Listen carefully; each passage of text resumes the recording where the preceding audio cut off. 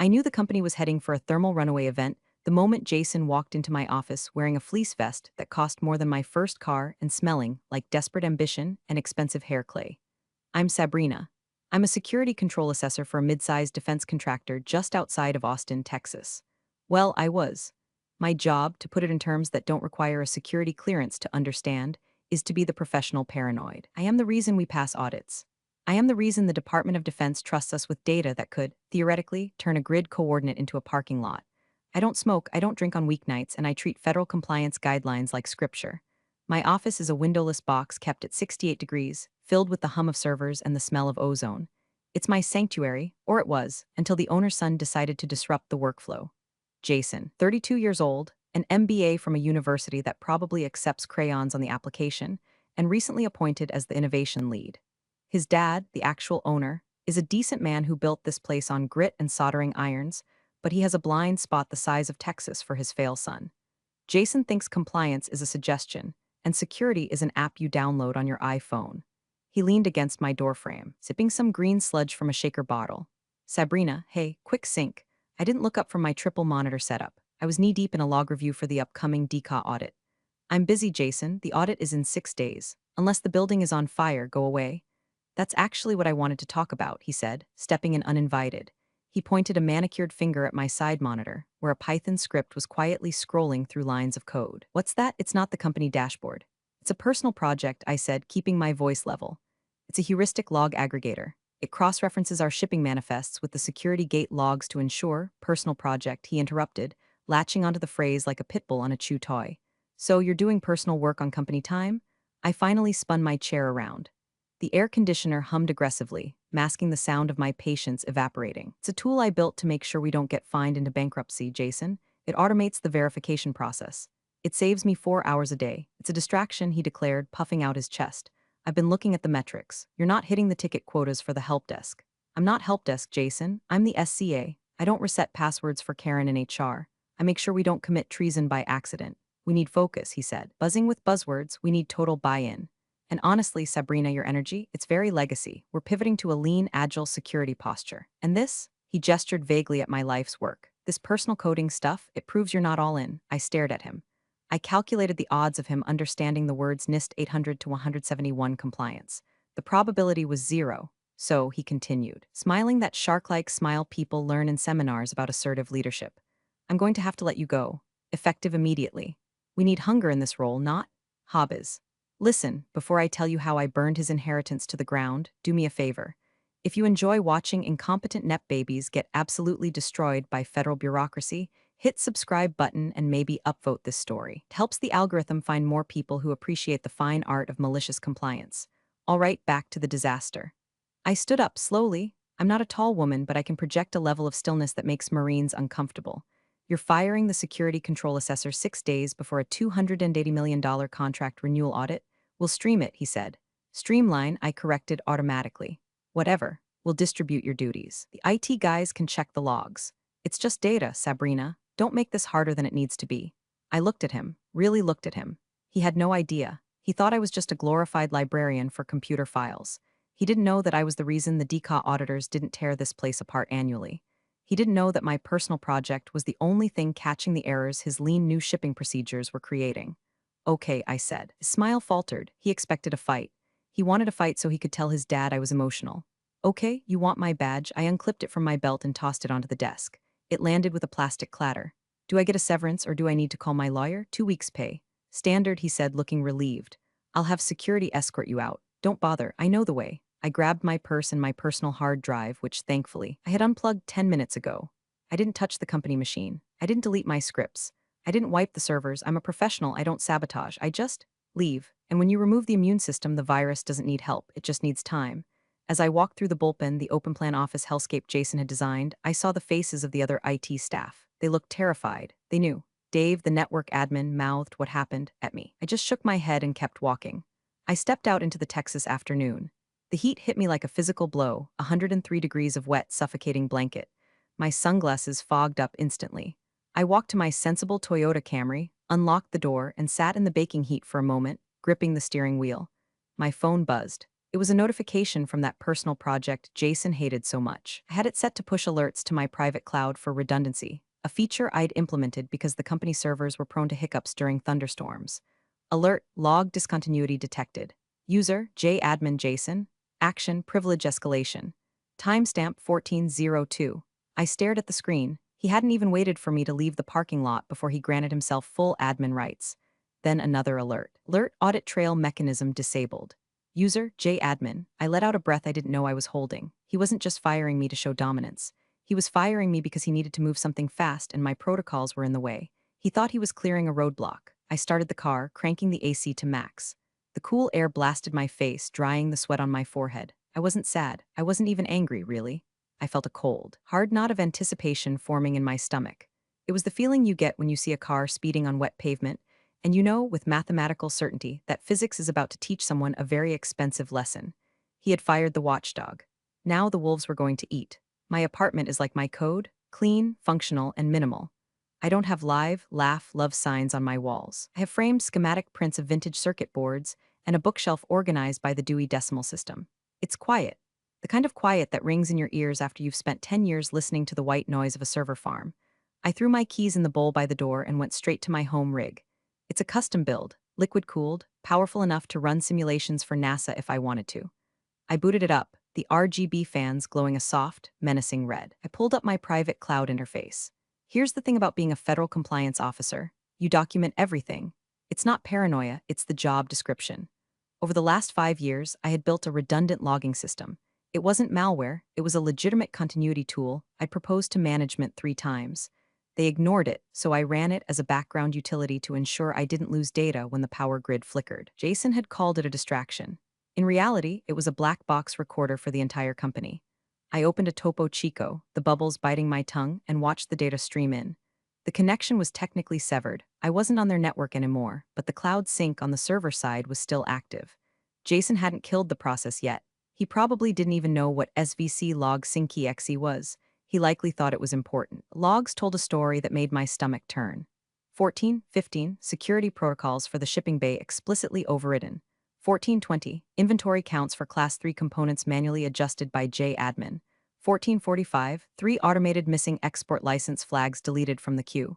I sat back, the cold condensation of the bottle dripping onto my hand. You idiot, I whispered to the empty room. It wasn't just incompetence. It was fraud, or at least it was aggressive negligence bordering on fraud. The company makes guidance chips, boring, expensive little squares of silicon that end up in very important, very fast-moving things. The paperwork for shipping these things is thicker than a Bible and twice as complicated. If you miss a serial number, the shipment sits. If the shipment sits, we miss deadlines.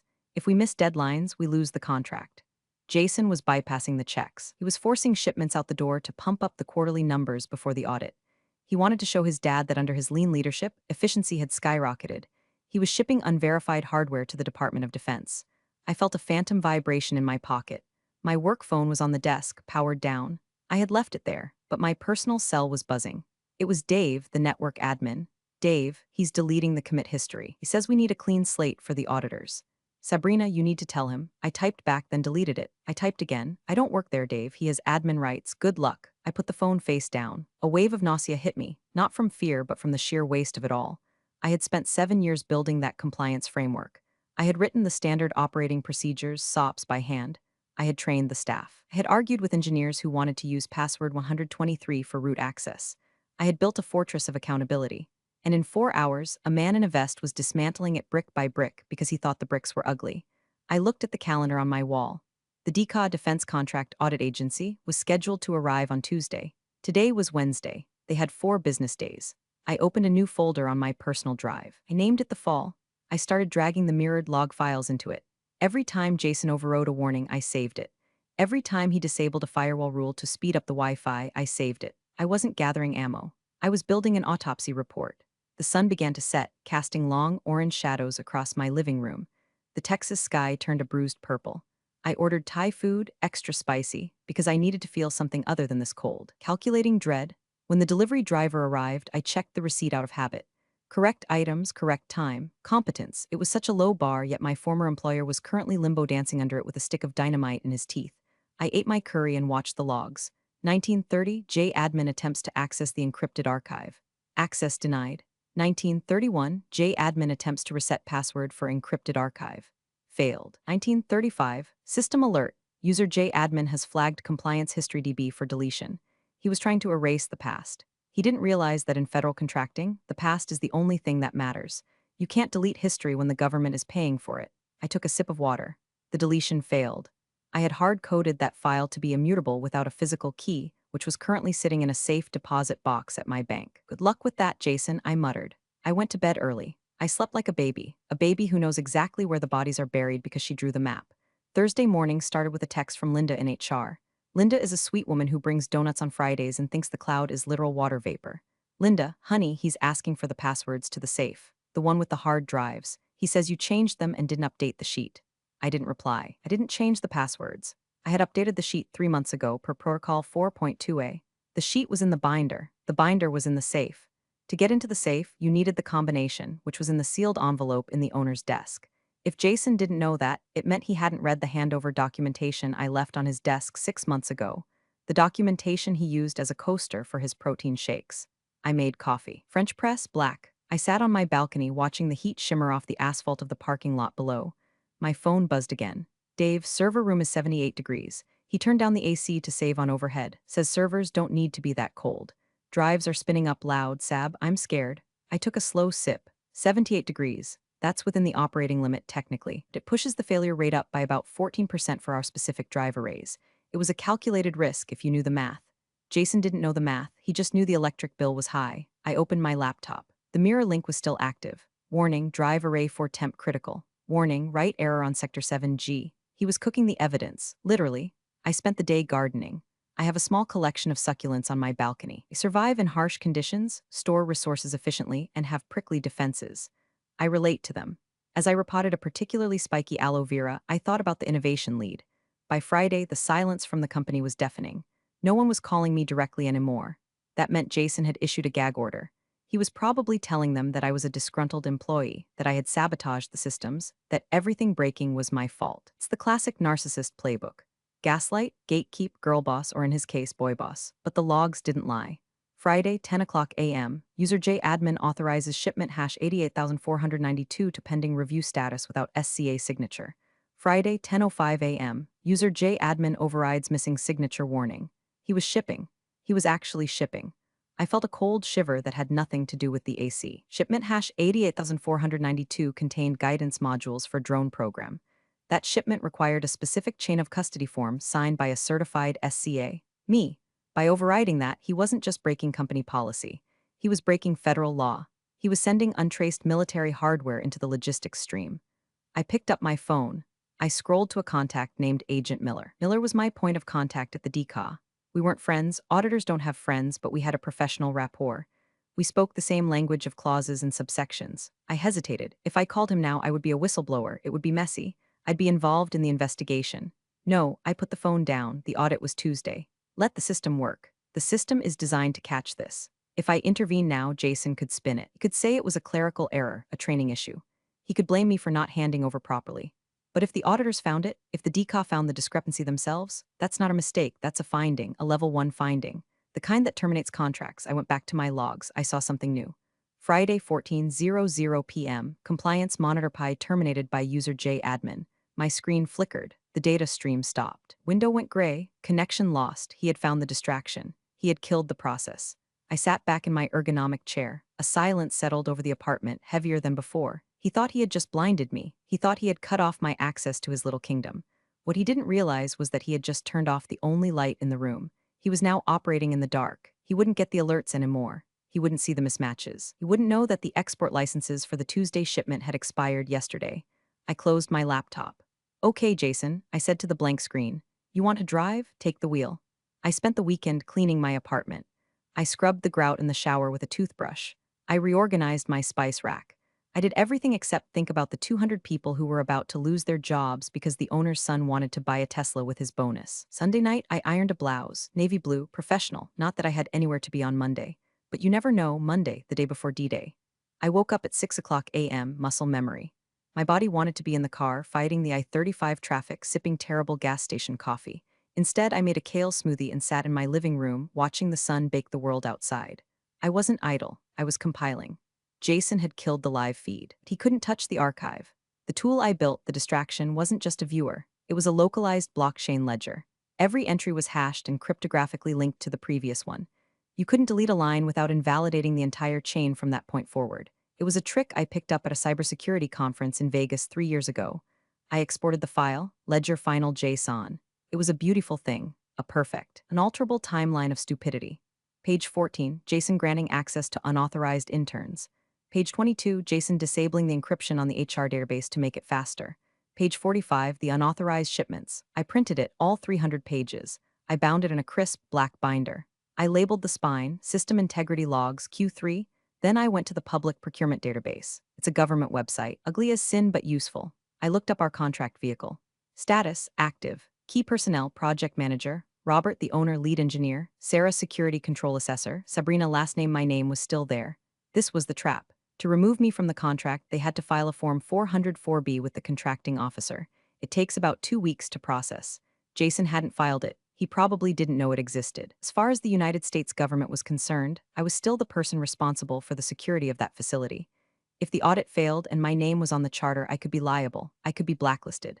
My career would be over. I needed to prove I wasn't there.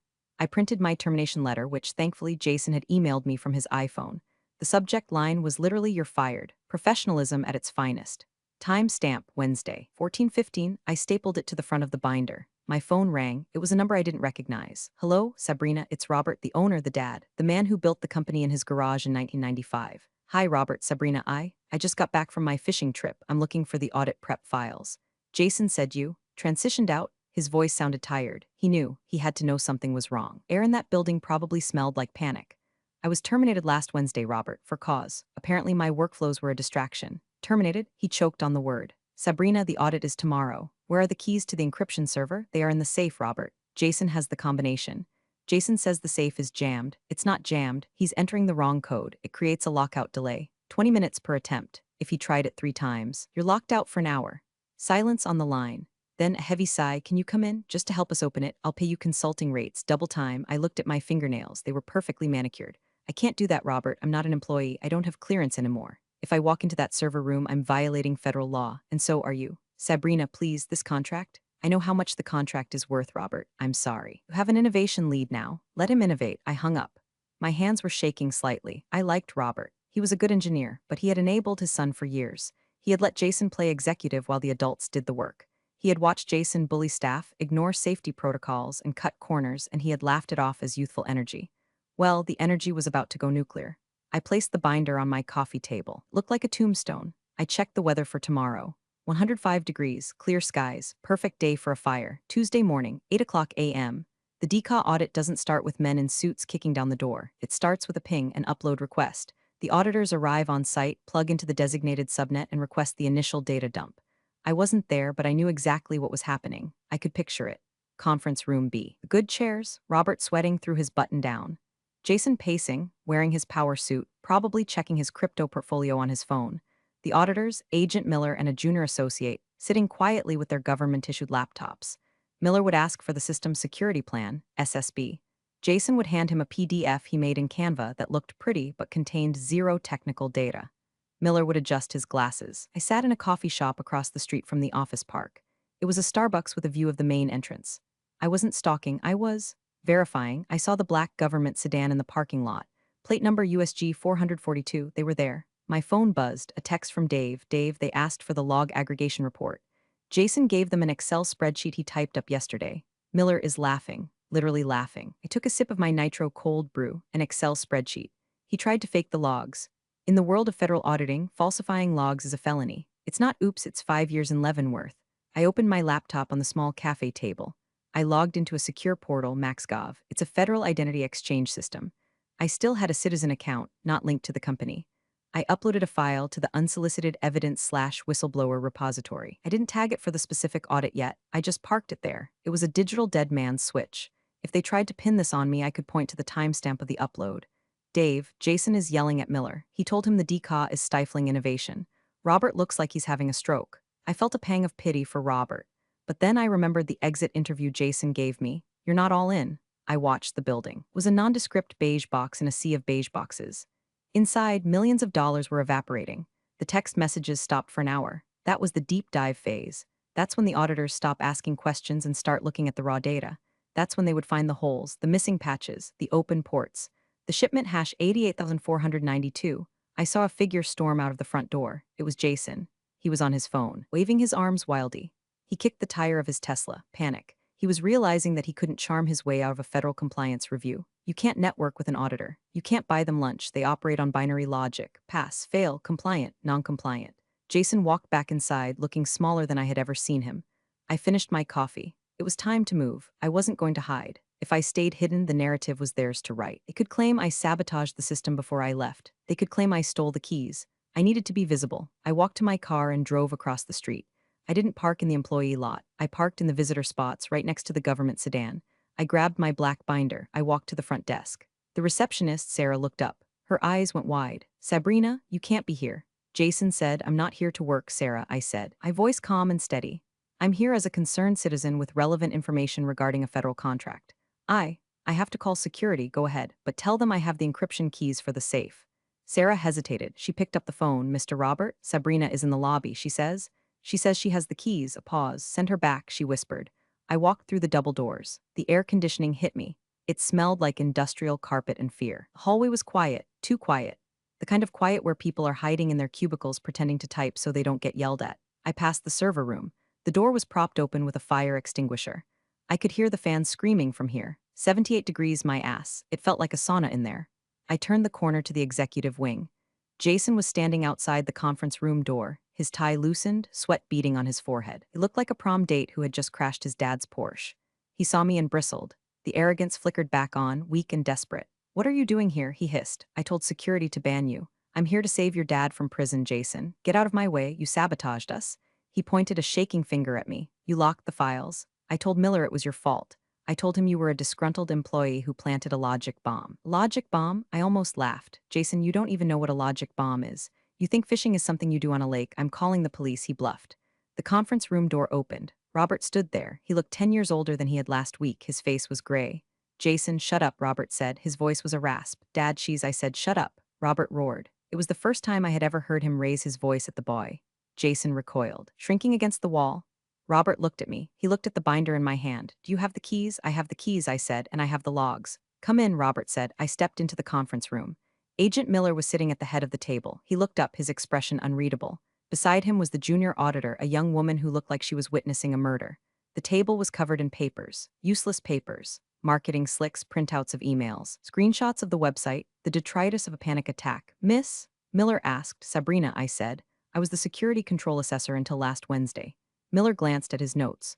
According to the roster provided by Mr. Jason, the SCA role was sunsetted in favor of an agile security matrix. "That's a fascinating way to say fired for doing my job," I said. I placed the black binder on the table. It landed with a heavy thud. Jason squeezed into the room behind me. "She's lying, she's bitter. She refused to adopt the new protocols." Miller held up a hand. "Mr. Jason, please, sit down." Jason sat. Miller looked at me. "We have a significant problem, ma'am. We have identified several critical nonconformities. Specifically, regarding inventory control and chain of custody. We cannot verify the integrity of the shipments made in the last 4 days." "I know," I said, and Miller continued, his eyes narrowing. "We are unable to access the historical logs to verify prior compliance. We have been told the system is corrupted." "It's not corrupted," I said, "it's encrypted." "And the log aggregation tool was terminated manually on Friday at 2:00 p.m. By whom?" Miller asked. I didn't look at Jason. I didn't have to. "I can restore access to the historical data," I said. "I can show you that up until Wednesday at 2:15 p.m. This facility was 100% compliant." "And after that?" Miller asked. "After that," I said, "I was buying groceries." Robert put his head in his hands. "Show us," Miller said. I walked over to the presentation console. I didn't ask for permission. I unplugged Jason's laptop, which was displaying a screensaver of a Lamborghini, and plugged in my own machine. The projector hummed. A command line terminal appeared on the big screen. Green text on black. "Stark. Brutal. This," I said, typing in a command, "is the heuristic log aggregator. The distraction." I pulled a small USB key from my pocket, the physical key I kept on my keychain. I inserted it, deciphering archive, access granted. The screen filled with data. Rows and rows of timestamps, user IDs, and action codes. "Agent Miller," I said, "you were asking about the shipments." I filtered the log. Grep shipment grep override, the screen populated with 12 entries, all from the last 4 days, all tagged with the user J admin. Shipment hash 88,492, security check override. Shipment hash 88,493, export license check override. Shipment hash 88,494, weight variance ignored. The room went silent. The only sound was the fan on the projector. Jason stood up. That's manipulated. She wrote that code. She made it say that? Miller looked at Jason with a look of pure bureaucratic disdain. Son, these logs are cryptographically signed. Unless she has a quantum computer in her purse, she didn't fake this. Miller turned to Robert. Robert, these logs show that your acting administrator systematically bypassed every critical control in your shipping process. You sent unverified guidance hardware to a naval depot. Robert looked pale. I didn't know. He told me he was optimizing the workflow. Optimizing, Miller repeated, tasting the word like sour milk. But wait, I said, there's more. I ran another query. Grep delete grep system Friday 14:00 J admin deleted audit alert daemon. Friday 14:05 J admin deleted firewall rule 44. He turned off the alarms, I said softly. He didn't just drive the car fast. He cut the brake lines so the dashboard light would stop blinking. Miller closed his laptop. It was a final, heavy sound. This is a Category 1 failure, Miller said. His voice was devoid of emotion. It is a willful violation of the NIST 800 to 171 controls. It is a critical failure of the CMMC requirements. He looked at Robert. We are recommending immediate suspension of the contract pending a full criminal investigation. Criminal. Jason squeaked. Fraud, Miller said. Billing the government for compliance services while knowingly bypassing compliance is fraud. Tampering with security logs is obstruction. Robert sank into his chair. He looked like a balloon that had lost all its air. The company he built over 30 years was dead, killed in 4 days by a fleece vest and an MBA, but, Jason stammered, but we shipped on time, the metrics, the efficiency. You shipped garbage, I said. You signed your name to it. Miller stood up. We're done here. We will need copies of all these logs, Miss Sabrina. Can you provide them already on the drive, I said, and I uploaded a copy to the secure whistleblower portal this morning, just in case. Miller nodded, a flicker of respect in his eyes. Good. Miller and his associate began packing up. The sound of zippers and clicking latches was the only thing filling the room. Jason was staring at the screen, at the lines of green text that had condemned him. He looked like a child who couldn't understand why the vase broke after he threw it. Dad, Jason started. Dad, listen. I can fix this. We can appeal. It's a misunderstanding. Robert stood up. He moved slowly like an old man. He walked over to Jason. I thought he was going to hug him, or maybe hit him. Instead, Robert reached out and ripped the badge off Jason's belt. He tore it so hard the plastic clip snapped. Get out, Robert whispered. Dad, get out of my building, Robert said, his voice shaking with a rage so deep it vibrated the table. You didn't just lose the contract, Jason. You destroyed my name. You destroyed everything I built. Get out before I kill you myself. Jason looked around the room. He looked at me. He looked for an ally. He found only the cold, blue light of the projector reflecting off my glasses. He turned and ran. He literally ran out of the room. We heard the front door slam moments later. Robert stood there, breathing hard. He looked at me. There were tears in his eyes. Sabrina, he said. I said, just don't. Miller cleared his throat. Miss Sabrina, regarding the logs, since you are not an employee, we will need you to sign a sworn affidavit regarding their authenticity. Happy to, I said, and Miller added, given the unique circumstances. DECA might have some contract work for you. We need people who understand how to catch this kind of thing. I smiled, a small, dry smile. I'll think about it. My rate just went up. I unplugged my laptop. The screen went black. The truth vanished back into the silicon. I'm sorry, Robert, I said, and I meant it. He was a weak father, but he wasn't a bad man. He just loved the wrong person more than he loved his legacy. I should have listened, Robert said. You told me the tool was important. I told you it was vital, I corrected. Jason told you it was a distraction. I picked up my binder. You have the files, Agent Miller. I'm going home. My succulents need watering. The walk to the car was different this time. Last Wednesday, I walked out feeling like trash, discarded, useless. Today, I walked out feeling like the angel of death. The sun was still hot. The asphalt was still baking. The air felt lighter. I saw Jason's Tesla in the parking lot. He was sitting in it, head on the steering wheel. He wasn't going anywhere. He probably didn't know where to go. His entire identity, the innovation lead, the heir apparent, the business genius, had evaporated in a conference room in less than 20 minutes. I didn't wave. I didn't key his car. I just got into my Camry and drove away. The company folded 3 months later, without the defense contract. The cash flow dried up instantly. Robert sold the assets to a competitor for pennies on the dollar. The building is empty now, just a for lease sign fading in the Texas sun. Jason, last I heard, he's trying to launch a crypto-based energy drink startup in Miami. Good luck with that. The SEC is a lot less forgiving than the DCAW. As for me, I'm sitting on my balcony. It's dusk. The heat is finally breaking. I have a cold beer, a Shiner Bock. My laptop is open. I didn't take the job with the DCAW, too much travel. Instead, I started my own consulting firm. Compliance Recovery Solutions. My first client, the competitor that bought Robert's assets. They hired me to audit the mess Jason left behind. I'm charging them 3 times my old salary. I opened the folder on my desktop named The Fall. I scrolled through the logs one last time. It's a masterpiece of failure. A tragedy in JSON format. I right-clicked, delete. I don't need the proof anymore. I lived it. I took a sip of my beer and put on my headphones. I queued up a video, Danny DeVito eating a hard-boiled egg 10 hours asthma. Don't judge me, it's soothing. It's the sound of someone who knows exactly what they are doing it perfectly with zero pretension. The world is full of Jasons. They wear vests, they use buzzwords, and they break things they don't understand. But as long as there are people like me, the people who read the manuals, who check the logs, who save the receipts, the Jasons will always lose. Eventually. Cheers. Competence speaks louder than titles, doesn't it? Sabrina's quiet dedication and her so-called distraction truly saved the day, just not for the company that fired her.